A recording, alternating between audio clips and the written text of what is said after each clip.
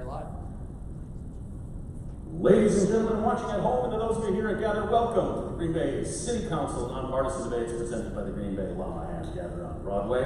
We actually have a head-to-head debate for you here, our first and final one of the day. Once again, join us again next Sunday on the 27th, where we will have 4 more debates. We are doing District 4 right now, so let's proceed with, once again, community advocate Rhonda Sitnikow and Pastor Jerry Bader from Samaritan's House Ministry. Samaritan's Heart Ministry. Samaritan's Heart Mission Church. We really want to get that out there. With thanks to Jerry and Rhonda once again for helping us out tonight. So let's proceed with District 4. No problem. Welcome again to the Green Bay City Council Non-Partisan Candidate Forum. And we finally have a contested debate. So thank you both for joining us today. Very much appreciated. I'm going to go over the parameters of the forum with 2 candidates. You're going to have an opening statement option, if you would like, and then each question will have a 2-minute response from each candidate. And after that, there will be a 30-second rebuttal opportunity for each of you. And then after we are through the questions, which there are 9 questions, you'll have an opportunity for a closing statement. So it's been a little while. We just want to reiterate that the questions that we are using today were taken from the Facebook group, solicited through that, as well as Jerry and I both collaborated on a few questions as well. So let's get started with opening statements, and whoever would like to go first. Thank you. Hello everyone. My name is Natalie Hoffman, and I'm running for City Council in District 4. I am originally from the Milwaukee area, but I have been a member of this community in Green Bay for the past 6 years. I came up to school, I went to UW Green Bay, started there in fall of 2016, and graduated in spring of 2020 with majors in German and criminal justice, and minors in political science and sociology. So I have a bit of a political background, and I have worked a few different jobs and lived in a couple of different places in the area since I've been up here. Currently I am a substitute teacher for the Green Bay School District. I have also had experience working as a political organizer during the 2020 election season, doing get out the vote work, as well as being a caregiver for adults with behavioral disabilities. I lived on a few different locations on campus, as well as 2 different locations on the east side, so I think that my diversity of employment experiences and housing experiences give me a very good look into a lot of the different experiences that folks in this area have. And good insight into a lot of the experiences of the folks that I've been able to talk to through those experiences. So I believe that I have a unique perspective, and I thank the Llama for allowing me to speak here today, and Bill for being able to have a debate. So I'm happy to be here. Thank you so much. Hello, Bill Galvin. I'm the incumbent for District 4. I've been here for 6 years. I'm running for another 2 years. Family moved to Green Bay in 1967. I've been living here ever since. Married, 4 grown daughters, 4 grandchildren. During my time here, I worked for the city of Green Bay as a police officer. I did that for 34 years. And while I was doing that, I did some volunteer work coaching several girls, all my kids were girls, several girls, basketball teams, soccer teams, baseball teams, stuff like that. I was involved with the church, teaching CCD for a number of years. During that time, I learned a lot about this community from my job in the police department. I think I led a pretty, what do you want to call it, protected life, or a life where I didn't see a lot of what was going on behind the scenes of this community, and I really had my eyes opened on the job. And I think it helped form a lot of my beliefs about what I bring into this alder job that I've been doing currently. One of my jobs with the police department was to represent the department with the city council on the protection of policy. And over a number of years, I saw some things that just seemed off to me about some of our council members. So after I retired in 2014, a couple of years later, I ran for office, and I ran against Rhonda was one of them. There were 5 of us running in the primary. It was a tough race, I tell people. I never worked so hard for a job in my life. Any job I've had, I've never worked that hard before. It was tough and cold and miserable, as Natalie's finding out. We need to move this election to a sunnier time of the year, but yes, at least early summer. But it was very interesting talking to people because it opened my eyes even more to things that are going on in the community that, again, I was not aware of. I was elected. It was a close race, and I think I thought I knew a lot about the city. Again, every year I'm learning more and more about this community. I was privileged to go through a program called Leadership Green Bay, which is put on by the Chamber of Commerce. That was really, I would encourage anyone that has an opportunity to do that because you will learn even more about this community. Homelessness, education, I mean, just you name it, it's there. So that's it in a nutshell. Thank you. All right, our first question involves crime. Police Chief Davis recently said, quote, "I have to be very careful that in my position, I do not overstate the problem that we have with gun violence because sometimes people in my position, Chief, may be tempted to do so to encourage more resources for the police department," Davis said. "I'm not going to do that. I want to make sure we are all talking about the same problem we actually have." So the question essentially is, what problem do you think the Chief is talking about? In your estimation, what is the gun violence problem Green Bay actually has? You can quantify that in level of seriousness or however you want to approach that. I don't know who we want to go first. Yeah, I guess.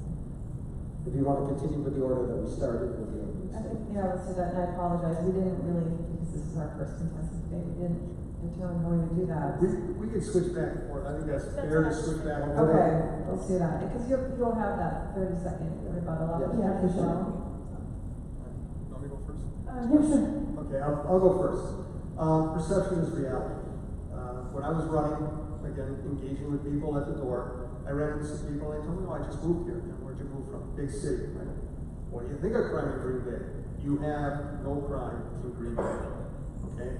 You talk to a 80-year-old lady that lived her whole life here, how's crime in Green Bay? The city is sinking into a cesspool of evilness. Okay? We had a new neighborhood association that was being formed in Green Bay. I did a presentation to them. I was the community police captain at the time. So I found some press gazettes. I did a 6-month review of the headlines, and I started out talking to people relaying these headlines. Robberies, murders, sexual assaults, burglaries, drunk driving. I said, "Sounds like Green Bay's not doing very well, does it?" And they all agree with me. I said, "Well, reality check. These are the headlines from the Press Gazette from 1946. Okay? Reality slap. Folks, the good old days are just as bad as the good old days that are happening right now." And I understand where she's coming from. He could run around like a chicken with his head cut off, the sky's falling, give me money, let's do all this stuff. I really appreciate what he's doing here is he's saying, wait a minute, let's take a deep breath, let's analyze what's going on, and let's tackle this problem based on reality. So, yes, if you've never had a crime happen in your neighborhood and there's a homicide, that is pretty awful. It's awful. It's terrible. And we do have an increase in shootings in this community. But when I lived on the far west side in a very nice neighborhood, our neighborhood was burgled 3 times in 1 year. I've been living on the near east side, which some of my fellow co-workers call the hood, and there's never been a problem in the neighborhood the time I've been there. So what's reality? What's perception? But we do have a problem here.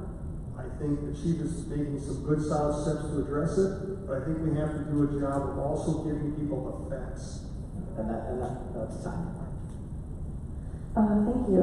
So, having grown up in the Milwaukee area, I did live in the suburbs, but like everybody knew which parts of Milwaukee, were the bad parts of town. And having moved here to Green Bay from the Milwaukee area, I can definitely say that my personal perception is that crime is not as bad as it is in the Milwaukee area. But again, like Bill said, it's all about who you talk to and looking at the facts, what's actually happening based on headlines, based on reports and things like that. I believe it is important though to be able to look at some of the root causes of some of these issues that are happening, because a lot of crime does occur because people are lacking the basic resources that they need. So I think with the uptick in gun violence that's going on, it's important to look at what is stemming those issues. Is it a lack of resources? Is it relationship issues between spouses, between people that just got in a feud, and what can we do to address those issues? Because without addressing those root causes, we won't see the violence decrease. That's what I was looking for. Thank you. Yeah, so I think it's important to be able to look at those issues. So, thank you. Next question. We know from data collected by nonprofits, roughly 2,600 people, singles, families, unoccupied youth, used an area agency because they were experiencing homelessness. This was last year. It's important to note this number does not include individuals who are experiencing homelessness that are living in cars, living in storage units, couch surfing, etc. Has the city done enough? Do you feel the city has done enough to support these individuals, and how can you as a council member work to improve the situation? Thank you. So, where did I start? Excuse me. Bill, would you like to start this one? Sorry. Sure, that's fine. There's a balance between can the council do more and what are they legally able to do. Okay, and we have Brown County Human Services, and they're the ones I think that should be more taking the lead on this, with Green Bay and the other communities backing them up. Unfortunately, what we see is here at Green Bay, this is your problem, you deal with it, because we don't have this out in our neighborhoods, we don't have this out in our townships and our villages. And I've seen recently where one village, someone tried to take an old nursing home, and they tried to get a variance to turn it into a homeless shelter, and they got shot down because we don't want it here.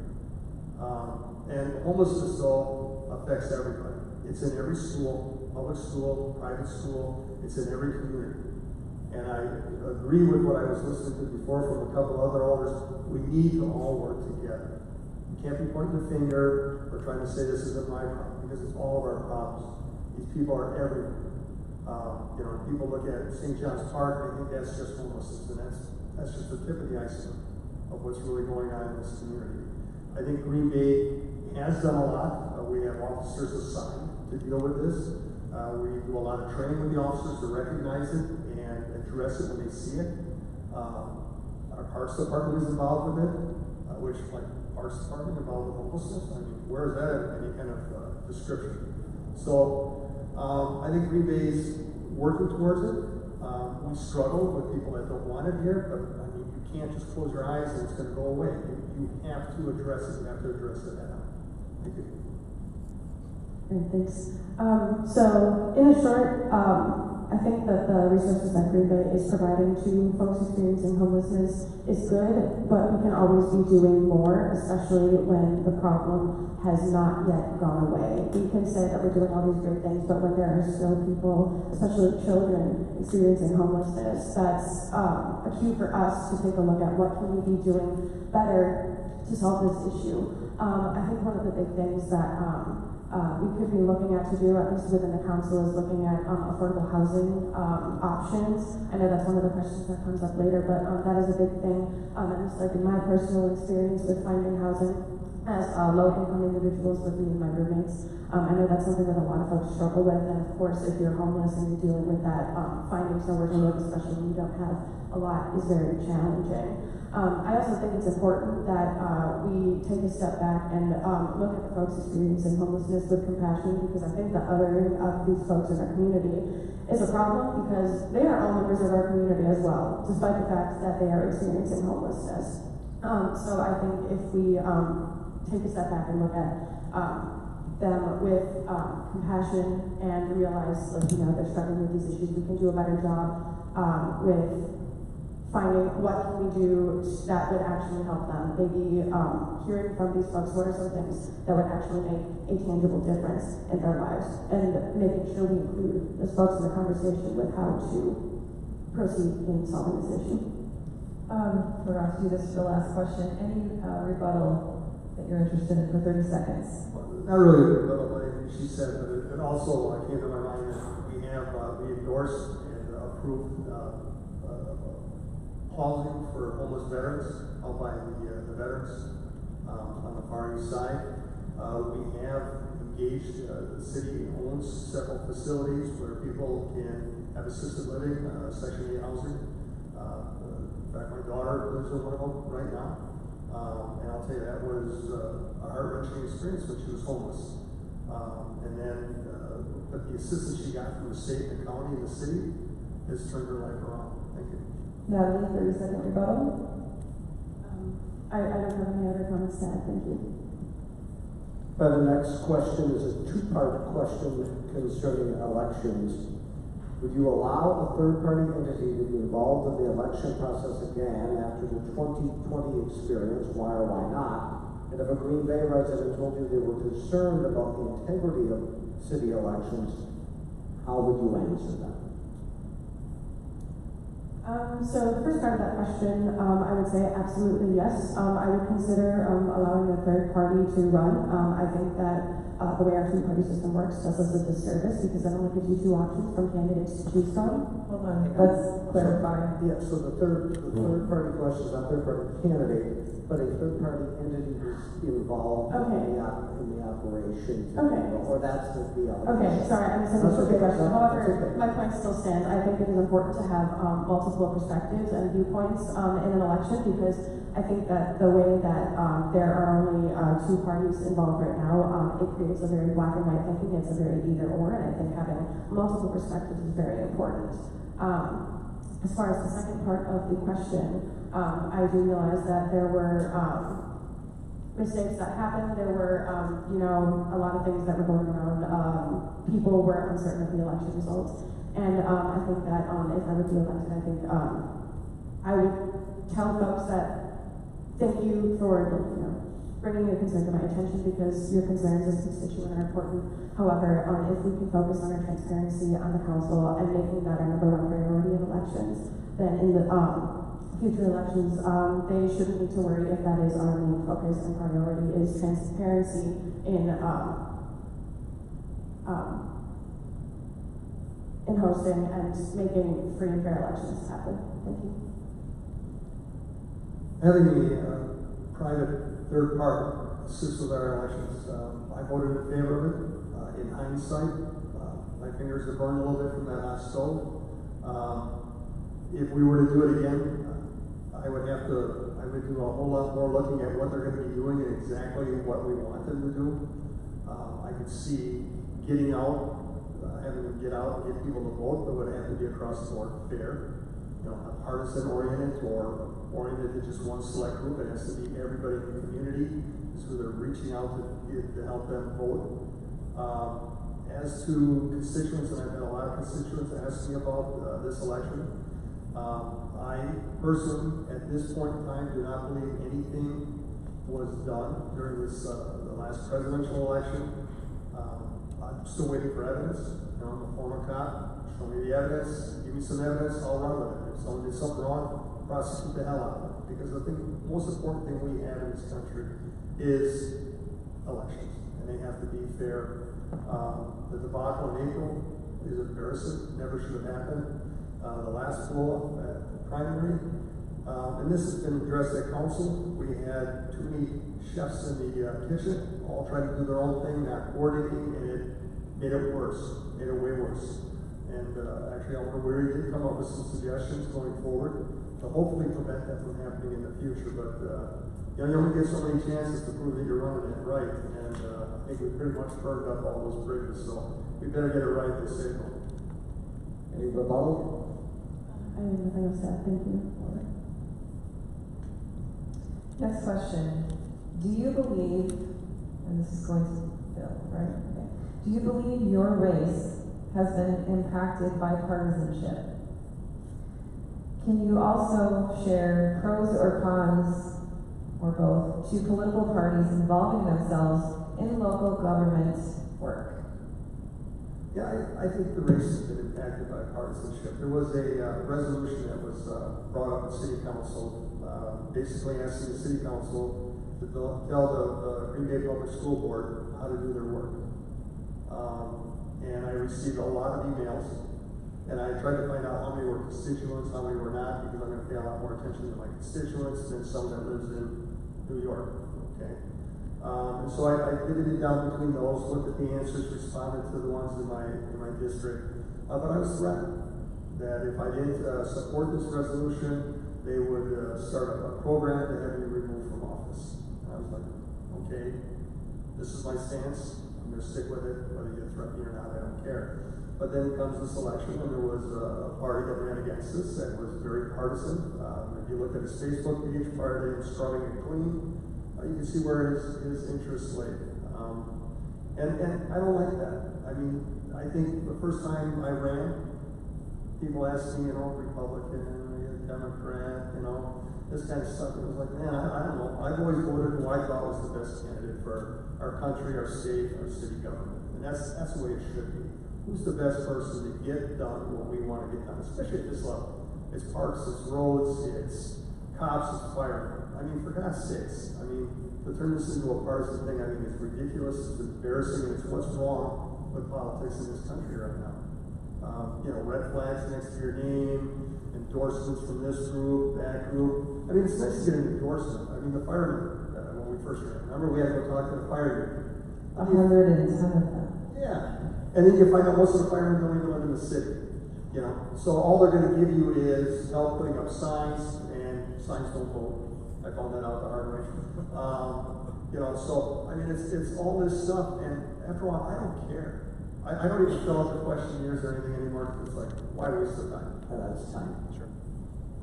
Thank you. I think I can attest to a lot of what Bill is saying, that I think that the partisanship has kind of degraded that our local politics. This is about values and community, and what's best for our community should be the most important, rather than people asking you, are you a Democrat or Republican, and voting for you whether or not you align with their party.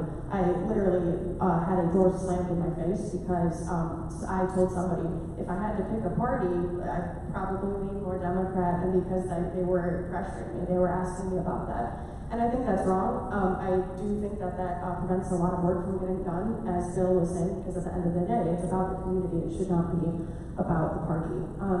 As far as endorsements, I have a few endorsements currently. However, they are non-partisan. They lie outside of either party.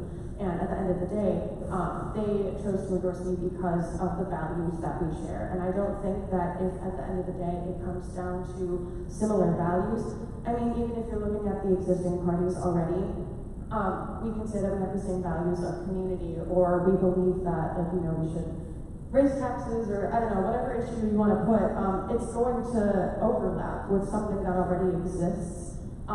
And if values shape our biases, I don't think that we can truly ever be completely nonpartisan, but we can do our best to step out of that two-party, bipartisan mindset and focus in on what's most important to us and what will, at the end of the day, make our community stronger. Thank you. 30 seconds. Yeah, real quick. Previous mayor, conservative, current mayor, liberal. I've been accused by people of being the lapdog of both of these guys. So what am I? Am I conservative? Am I liberal? Or I'm just doing what I think is best for the city, the community, and the people that live there? Me as well. I've been told that, if I'm a progressive candidate, and I guess that's supposed to be true, but I don't necessarily align with either party. I'm just here to do what I think would make our community the strongest that it can be. One of the big national stories and issues these days is rising inflation. How will you, as an individual alder, approach the city budget to protect taxpayers during this tough and uncertain financial times? Yeah, this is where it's, I don't have the experience to necessarily say exactly what can be done with the budget. However, I think it's important that as inflation is rising, we recognize that wages are also not rising at the same rate that inflation is. So by being able to protect and support the lower income members of our community is going to be very important moving forward. Protecting the folks in our community who are lower income and will be the most affected by inflation. That's, I think, the most important thing we can do. Yeah, it's a hard thing when over 95% of your budget is wages, benefits, it's people, it's not things. Inflation's going up, it's hitting all of us, but at the same time, the city has to continue to operate.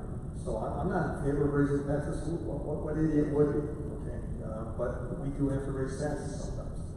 And I mean, we have to operate the city. We have to pay these workers.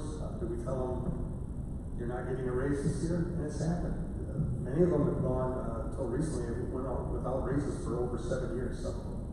And I mean, that's tough. That's hard. And that was after Act 10 took a 7% cut out of their take-home pay.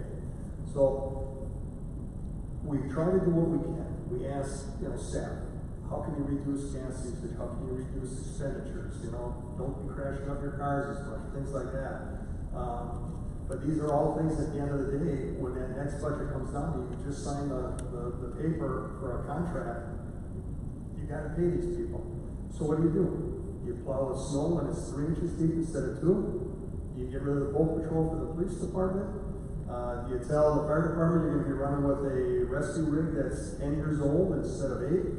And if it breaks down, well, we got a spare that's 15 years old. It might make it. I mean, I think Green Bay over the years has kind of painted itself into a corner. I know there were years just prior to me being elected where we didn't raise taxes. Or, and shame on me, my first year in, I voted to take over $1 million of taxpayer refund money from the stadium district and use it towards not raising taxes. And boy, when you should have raised taxes, now the next year, how are you going to cover that $1 million plus how much it went up? So we have to be smart about how we do it. We haven't always been that smart. But I can assure people, we will look at everything we can to try and keep those costs down. Because like Natalie said, there are people that are living check to check. Trying to have a house in that. They don't want to lose it. I don't want to lose it either. Thank you. And that's time to rebuttal. No, I don't think I have anything else to add. Thank you. What role can the City Council play in establishing affordable and accessible housing? Well, obviously we get the requests quite a bit for people to build housing in which they have to try to get the tax credits. And from the state, they have to apply for that. The city has to approve it, not approve it. We had a lot of talk about the units that just went up on the north end of Broadway off of Mathers Street. And that was our biggest that we've done in a long time in the city. And every time on the Llama, there's a talk about a new development, it's always about, is it affordable? And to be quite honest, when I hear people are paying as much in rent as what I pay to own my house, I'm like, what the hell's wrong with this picture? At the same time, I understand when people build an apartment complex, that's their money. They have to get a return on it. I don't know how much they're getting a return on it, and I don't think it's the government's right to set how much return they get on their money. Supply and demand, unfortunately, that's part of capitalism. But I think the city has been doing quite a bit to try and get more affordable housing into this community to encourage it, and the plan is smart. So it's not just all in one area, so it's spread out. And that it's attractive and it's kept up properly. I mean, the last thing we want to have is slums or have slumlords, and we do deal with those. But I think the city, is always looking for avenues to make housing more affordable for the people that are living here. Can I just ask you to just clarify, just because the question being what role the City Council plays? When you say the city is always looking for avenues, what are those avenues and how are they looking for them? Well, there's different monies that can come out of the state and federal governments, and we're always looking for that availability. We have developers that are always coming and knocking on the door, and we've had some developments that start out as not government assisted, and then turned into government assistance. So we have to be willing to be flexible and move with how these things are happening, and to look for these projects and get them in place. I mean, sometimes the whole project is assisted living, sometimes it's just a part of it. And so, I mean, there's a lot of different levels of that as you look at finance housing for say Section 8 or things like that. Thank you. I guess I'll begin with a bold statement saying that any society that can't adequately provide basic necessities for everybody that lives there has failed. However, Green Bay is not unique in this issue because every city struggles with affordable housing and other issues. Like that Bill had mentioned, that is one of the failures of capitalism. But if we are forced to work within that system, I think one of the things that, or at least the role that city council would play is doing everything in their power to be able to provide for our residents, especially those, again, who are low income or houseless, things like that, the ones who struggle the most. So with that being said, at least if I would be elected into city council, I would support any measure possible that would make housing more affordable for folks in the area. One thing that I've seen around just talk of before is a rent cap. So based on the income in a certain area, not allowing the rent to go over a certain point based on what the average income is in that area. I think that is a viable solution that could be looked into. And I mean, again, I don't have the council experience, but I think it's important that we can look into as many solutions as we can to try to make housing more affordable for folks. And like Bill said, when our rent payments are as much as or more than the mortgage of a house, you can see where things are a little bit backward because it doesn't allow for folks to make payments and potentially rent to own, or they're not investing in anything. That money is just going away, and obviously to people who had money to invest in the first place. And I think it's they are at a disadvantage. It's unfair that folks who don't have as much money aren't able to invest that in the same way because they're paying so much money for rent. So thank you. Yeah, real quick, this is 60-year-old brain, so sometimes I have to sit through and remember stuff.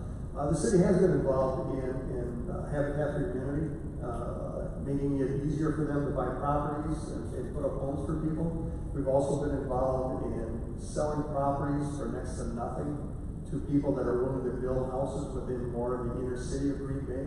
We have lots available that if people want to develop it into multiple family housing, the city is willing to work with them on a price. So because we'd rather have a house there than have it growing grass. So the city's been very progressive on that. I'll just add thank you for sharing that. I'm glad to hear that Green Bay has been working on solutions for different housing options for folks. Yeah, thanks for sharing that. Next question is about road conditions in the city of Green Bay.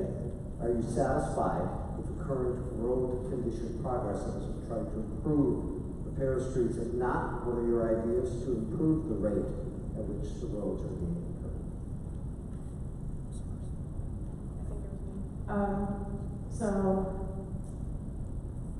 Yes and no. I guess I've seen some of the work that has been done on the roads in the city, but I think I heard along the way, maybe it was from Bill at a council meeting or something, that there's like 420 miles of roads in the city. Correct me, 50. Why did I think it was, okay, never mind. Okay, anyways, there's a lot of roads in the city. And so obviously, it's gonna take a lot of work just to fix like a small amount of them. And so it can't all get done overnight, and especially with inflation and taxes, we need money to get those things done. So personally, I have seen some work being done, but everybody's got a road by their house that's just like god awful. I did see though at one of the recent council meetings that they did choose a couple of specific road areas that will be worked on this upcoming summer. So I see that as a step in the right direction for sure. In order to make it better, I guess like the conversation would come up, where does the money come from? And like we discussed this earlier, taxes, that's kind of how it's going to be. And with inflation and things like that, I guess just figuring out the best way that we can tax folks to make it as equitable as possible to be able to maintain the roads that we have in our city. Thank you. I think the roads are improving. In fact, we know that based over an average of 10 years, the last 2 years, we're averaging 16% more roads being resurfaced. That was something that we've been pushing hard on. If you look at that 10 years of average, okay, real quick, resurfacing, restructuring. The resurfacing, I'm just putting a blanket on my bed. Restructuring, I'm getting a whole new mattress and box, spring and frame. So when a road is restructured, it is really darn expensive. When it's resurfaced, it's not that bad. We've had years where we didn't resurface or restructure roads because we're trying to keep that tax rate down. But remember, Green Bay is a big old house, okay? Like a Astor neighborhood house or a near West Side house, and it's got a lot of old stuff in it. It's not like Alloway, it's not like our Swamico, brand new roads, you know, and that kind of stuff going on. We've got stuff that is over 100 some years old here. And it's gonna take a lot to keep it maintained. I think we need to keep improving and increasing, like Alderman Weary was saying earlier. The pier does a certain percentage of the roads. They do a certain percentage of their sidewalks every year. But they didn't get themselves into the hole that Green Bay did. So first we gotta get out of that hole, which is not gonna be easy. And then we gotta get our priorities set right on how we're gonna do it. But we are trying to get as many roads done as we can, but a lot of the major roads that we have complaints about are state roads. So unless you want the city to pay for what the state should be paying for, all we can do is sit back and wait. Railroad crossings. Federally mandated, the railroad companies are supposed to do it. Good luck trying to get them to do it. We've done several railroad crossings because they refuse to do it, and we have no recourse to go back and get that money from them. So there's more of our money going down the toilet for that kind of stuff. So should we do more? Yes. The only way we're going to do it right now, as far as I can see, is some tax. Levy, wheel tax, some kind of tax. Yeah, I got it.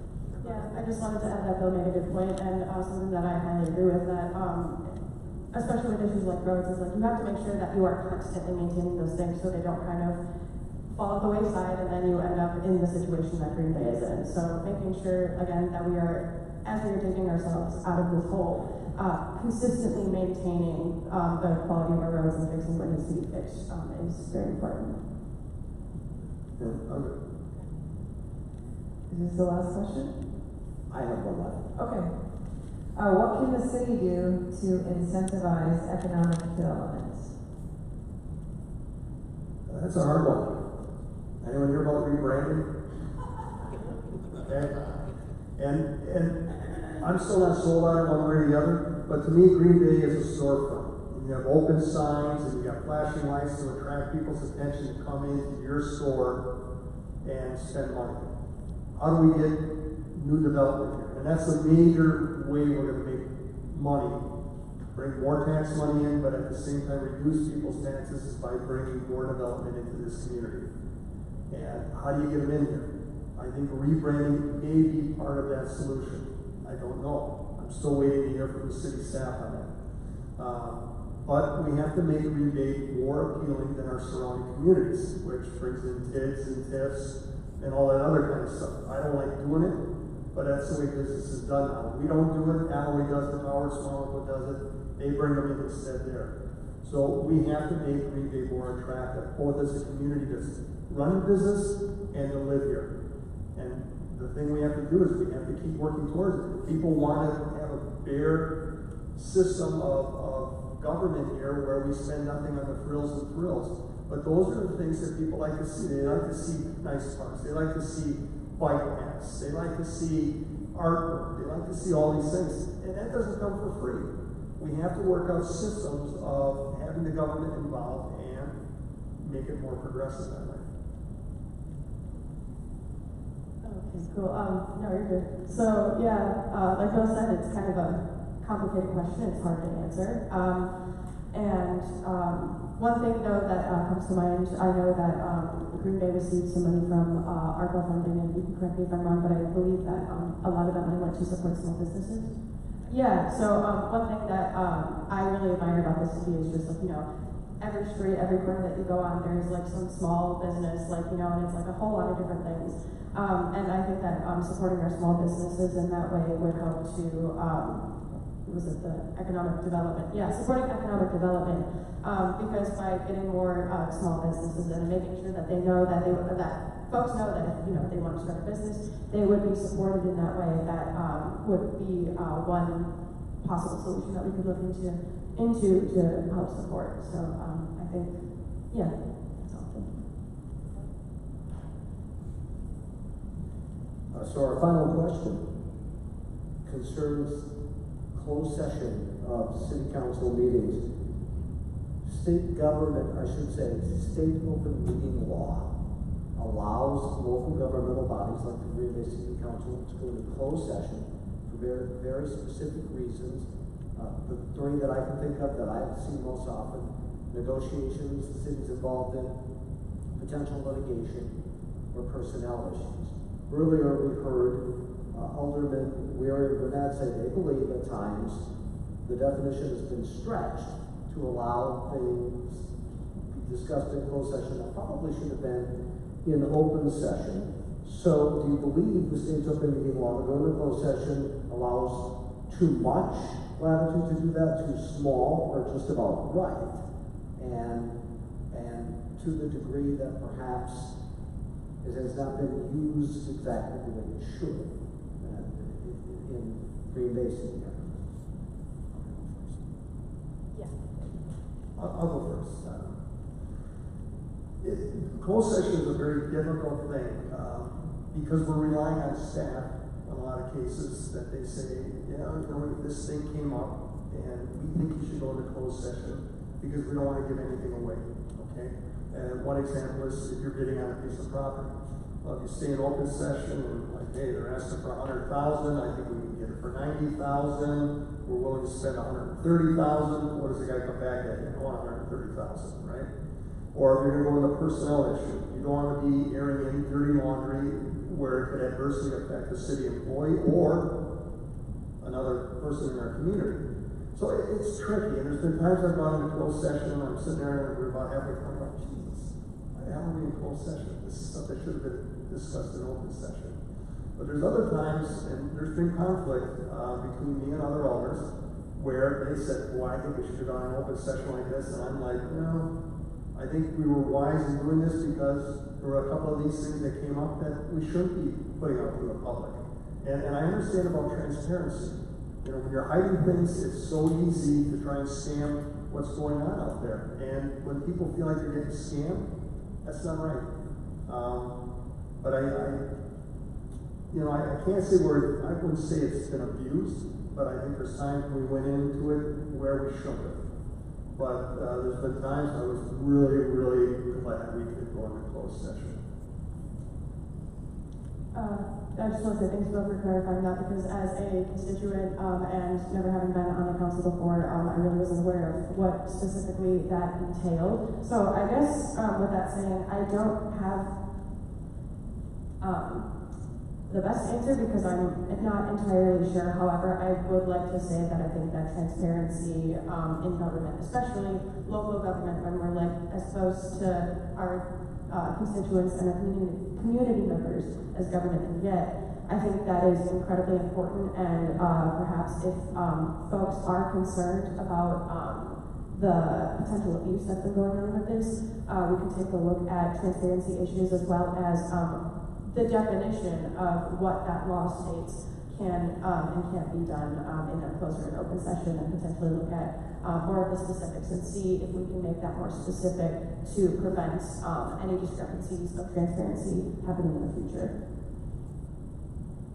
Yeah, I wish there was a way that if we went into closed session and we're in it and we realized we don't need to be there, that we could go back into open session, like kind of a take back.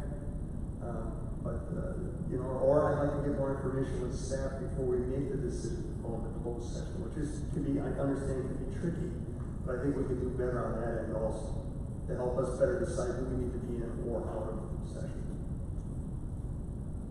I have no further comment. Thank you. Okay. That wraps up District 4's debates. Thank you to all the candidates who participated today. We keep forgetting that. We are wrapping up. So, do you have any closing statements? Thank you. Yeah, I mean, I mentioned at the beginning about the vast amount of experience that I have with, in employment and living situation. I also do a few other things around the community. I organize with the Democratic Socialists of America, the chapter of Green Bay, and I'm in a local band. I'm very heavily involved in this community, and I see a lot of the strengths that Green Bay has in their community values and the way that folks take care of one another. That's something I really admire, at least coming from not having lived in Green Bay my whole life. I could see the value, like every small community that I've seen within this town, people really care about one another and care about the people in their lives. And I think that at the end of the day, no matter who wins this election or any of the elections, it's the community that matters at heart. It's not about any one of us who wins this election. What matters most is doing what's best for our community, and that is why I'm running. I see the value in that, the community values of Green Bay. So, I just want to do everything that I can to make this the best place to live and the most just and equitable place for everyone, no matter your race, your gender identity, your religion, anything. Everybody deserves the same opportunity, and that's why I want to run. I'm going to say that I appreciate those thoughts and comments. It gives me hope for the future. I'm not, the end all when it comes to an alder. This isn't my job. It's a position given to me by the people in my community that voted for me. And if they think I'm not doing the job, yeah, it'll hurt if I don't win. But then they've spoken and said we want someone better, or who can have a different vision, or we think they're going to get the job done better. And I'll live with that. I mean, like I said, the hardest job I ever worked for, but it's not my job. It's the citizen's job. And so they select one of us to represent them. And so I think I've done a good job over the years. I admit, I've made some mistakes on some votes. But at the same time, in my heart, I always want what's best for the citizens of Green Bay. This is a special community. I think it's really got something neat going for it. And can we do better as a community, as a society? Absolutely. And I want to see that if we can make that happen and move this community forward. Thank you. Can I wrap up now? Yes. Okay. Thanks to all the candidates for running. It takes a lot of courage to put yourself on a ballot. And we truly appreciate the people who participated in our forum today. Also, thank you to Green Bay Llama, Jason Jerry, Abby Brzezinski, Will Zentowski, and Steve Feil for producing the forum, as well as to Gather on Broadway for allowing us to use this great space. Tune in next Sunday at noon for the remaining districts. We anticipate more contested debates, so share with your friends, get people coming in. And don't forget to early in-person vote beginning March 22nd. I know there's absentee ballots out there right now, but you can go vote at City Hall beginning March 22nd, and the election is April 5th. So thanks for tuning in and for attending.